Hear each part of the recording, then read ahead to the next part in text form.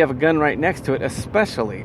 But what they can shoot you for is when you have your hand around the weapon, and then all of a sudden things get really foggy, and you just err on the side of caution. You have to. And this is something I would hope that somebody told this guy before they gave him the weapon.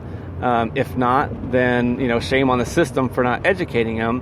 But now we got to look at the system. Then don't look at the cop that's scared. Obviously he's scared. Now he's going to lose his pension. Don't blame somebody because you want it to fit that narrative. And I'm telling you this because you're the one that's going to be better off. You could go around and thinking that there was a test done with students. They put a collar around all these students, or half of the kids, and they said, "Oh, this will make you slower." And so when they interviewed the kids later on, when they're racing, and they noticed some of the kids were underperforming, they said, "Hey, what's going on? Why are you underperforming in the physical activities?" And they said, "Oh, because we have this collar on, and we were told this collar makes us slower." And it's a true story. It was done by psychologists. And anytime you think that you are being held back, it's going to be a self-fulfilling prophecy. So if you think that you can't get anywhere because the police are holding you down, or even to kind of go to the next subject because the man is holding you down,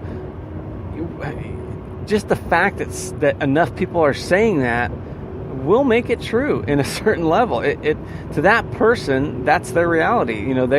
They are being held down because they feel like they're held down. And you may act a certain way when you come across a cop because you're going to think them as of the Gestapo instead of a civil servant that works for us. When I see a cop, I usually I'll look them in the eye and I'll say something, usually in a positive light. I wait though until he's not doing anything. I wait till he looks at me, and then I have that exchange. But it's because going into it, I don't look at him like he's a member of the Third Reich. I look at him like he's here to essentially be where I can't be when in times of crisis. I told a cop the other day, I was waiting for my daughter to finish her violin lessons. I know, the white guy scenario.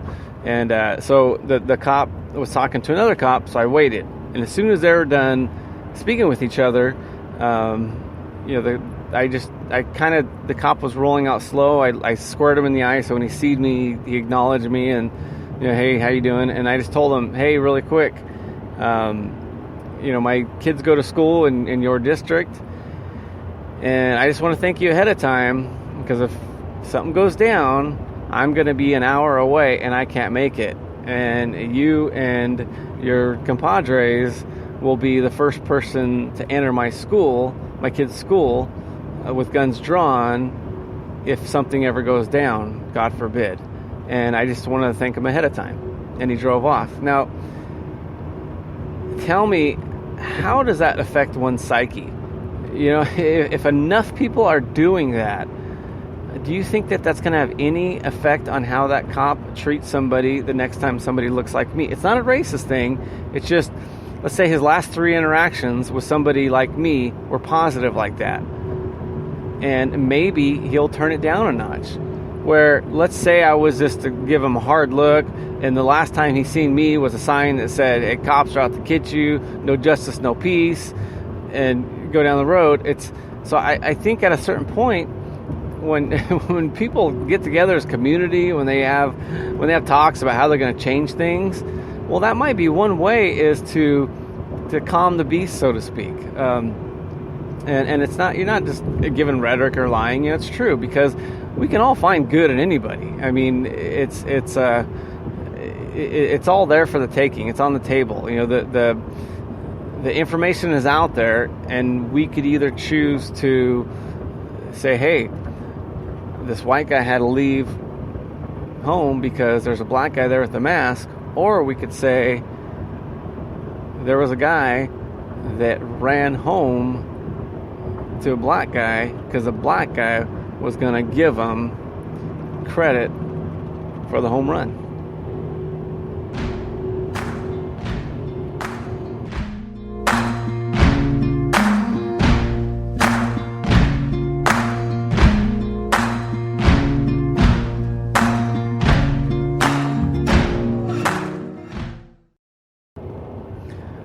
Go to adailypodcast.com and I guess start complaining now.